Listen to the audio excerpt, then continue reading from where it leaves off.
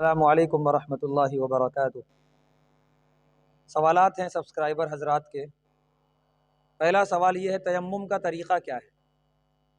جواب یہ ہے کہ تیمم کا طریقہ یہ ہے کہ پہلے ہم نیت کریں کہ ہم پاک ہونے کے لیے تیمم کر رہے ہیں۔ نیت کرنے کے بعد دونوں ہاتھ مٹی پر ماریں، ایک مرتبہ مارنے کے بعد دونوں ہاتھ پورے چہرے پہ پھیریں، پورا چہرہ پیشانی سے لے کے ٹھڈی تک، یہ کان کی لو سے لے کے دوسرے کان کی لو تک پورا ہاتھ پھیرے۔ پھر دوسری مرتبہ ہاتھ مٹی پر ماریں اور بائیں ہاتھ سے یہ دایاں ہاتھ پورا کوہنی تک مس کریں، پورا پھیریں یہ ہاتھ کو۔ پھر اس کے بعد دائیں ہاتھ سے بائیں ہاتھ پر پورا مسا کریں اور پھیریں۔ تیمم مکمل ہو گیا۔ بس یہی تین چیزیں ہیں تیمم میں، پہلی نیت، دوسرا مٹی پر ہاتھ مار کے پورے چہرے پہ مسا کرنا، اور تیسرا پھر مٹی پر ہاتھ مار کے دونوں ہاتھوں پر مسا کرنے، پہلے دایاں ہاتھ پھر بایاں ہاتھ۔ دوسرا سوال یہ ہے، بیوی جاب کرتی ہے تو کیا بیوی کے پیسوں پر شوہر کا حق ہے؟ جواب یہ بالکل نہیں ہے۔ بیوی جاب کرتی ہے، پیسے بیوی کے ہیں۔ ہاں، یہ الگ بات ہے بیوی شوہر کی اجازت اور رضامندی سے جاب کرے گی، زبردستی نہیں۔ شوہر نے اجازت دے دی، وہ جو کمائے گی وہ حق اس کا ہے۔ اگر اپنی خوشی سے دے شوہر کو پیسے استعمال کرنے کے لیے، بچوں پر خرچ کرنے کے لیے، تو کوئی حرج کی بات نہیں ہے۔ وہ نہیں چاہ رہی ہے تو شوہر نہیں مانگے گا۔ شوہر پر ذمہ داری ہے کہ وہ کمائے اور کما کے اپنے اوپر خرچ کرے، اپنی بیوی پر اور اپنے بچوں پر خرچ کرے۔ یہ شوہر کی ذمہ داری ہے، بیوی کی نہیں ہے۔ اس کے بعد یہ ہے، کیا بیوی کی جائیداد میں شوہر کا حق ہے؟ جواب یہ ہے کہ بیوی کی جائیداد اگر بیوی کے نام کی ہے تو پھر وہ پوری مکمل طور پہ بیوی کی جائیداد ہے، شوہر کا اس پہ کوئی حق نہیں ہے بیوی کے جیتے جی۔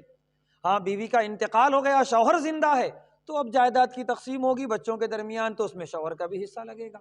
تو جیتے جی بیوی کے جائیداد میں شوہر کا کوئی حق نہیں ہے۔ اپنی خوشی سے اگر وہ دے دے تو کوئی حرج کی بات نہیں ہے، شوہر لے سکتا ہے، استعمال کر سکتا ہے۔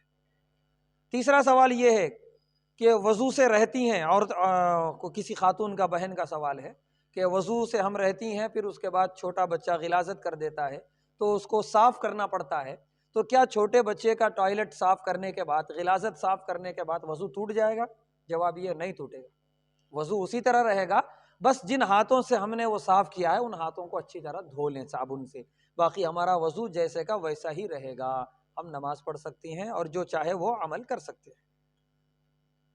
چوتھا سوال یہ ہے کہ نماز میں چھوٹا بچہ بار بار سامنے آ جاتا ہے۔ دیکھیے، چھوٹے بچے کے بارے میں ذرا تخفیف ہے، خاص طور سے ماں کے لیے، کیونکہ ماں کی ایک مجبوری ہے کہ بچہ ماں کے بغیر رہتا نہیں ہے، اور بچہ جب دیکھتا ہے ماں کو مصلی پر تو بار بار کبھی سامنے آتا ہے، کبھی پیٹھ پر آتا ہے، کبھی ادھر، تو ماں کے لیے اجازت ہے کہ جتنی مرتبہ بھی وہ بچہ سامنے آیا، ایک ہاتھ سے ہلکے طریقے سے وہ بچے کو ہٹائے اور سجدہ کر لے، اور جو بھی ارکان ادا کرنے ہیں وہ ارکان ادا کرتی رہے، اس میں کوئی حرج کی بات نہیں ہے۔ ہاں، اس کے علاوہ کوئی دوسرا کام اگر ہے تو 1 سے 3 مرتبہ بس اجازت ہے ہاتھ کو حرکت دینے کی، اس سے زیادہ اگر حرکت دے دیے تو پھر وہ عمل کثیر ہو جائے گا، اور عمل کثیر کی وجہ سے نماز فاسد ہو جائے گی۔ لیکن بچے کے سلسلے میں تھوڑی تخفیف ہے، اس میں بھی جہاں تک ہو سکے اپنے عمل کو قلیل رکھنے کی کوشش کریں۔ بچہ سامنے بیٹھا ہوا ہے، اس کے بیٹھے ہونے کی حالت میں بھی تھوڑا سا اگر ہٹ کے سجدہ کر سکتی ہیں تو کر لیں، لیکن ممکن نہیں ہے تو پھر ہلکا سا ایک ہاتھ سے بچے کو ہٹا کے سجدہ کریں، ایسا کرنے میں کوئی حرج کی بات نہیں ہے، نماز ہو جائے گی، ماں کے لیے سہولت رکھی گئی ہے۔ پانچواں سوال یہ ہے کہ کیا سورہ توبہ میں بسم اللہ کیوں نہیں ہے؟ جواب یہ ہے کہ سورہ توبہ اللہ نے بڑے غضب اور بڑے غصے میں نازل فرمائی ہے۔ وہ ایک معاہدہ کیا تھا کفار مکہ نے اللہ کے رسول صلی اللہ علیہ وسلم سے، جس کو انہوں نے توڑ دیا کافروں نے، اور بہت بری طریقے سے توڑا۔ رات میں شب خون مارا، انہوں نے حملہ کیا اور خون بہایا لوگوں کا۔ بڑے ناراض اللہ کے نبی صلی اللہ علیہ وسلم بھی اور خود اللہ بھی۔ تو اللہ نے اس غضب میں سورہ توبہ کی شروع کی آیتیں اتاری ہیں۔ تو جبرائیل علیہ السلام جب لے کر اترے تو انہوں نے بسم اللہ نہیں پڑھا، کیونکہ بسم اللہ میں اللہ کے رحم و کرم کا ذکر ہے، اور سورہ توبہ شروع ہوتے ہی اللہ کے غضب کا ذکر ہے۔ غضب اور رحم ایک جگہ جمع نہیں ہو سکتے، اسی لیے رحم والی بسم اللہ کو اس سورہ سے ہٹا دیا گیا، باقی ساری غضب کی آیتیں اتاری گئی ہیں۔ یہی وجہ ہے سورہ توبہ میں بسم اللہ نہ ہونے کی۔ جزاک اللہ خیر۔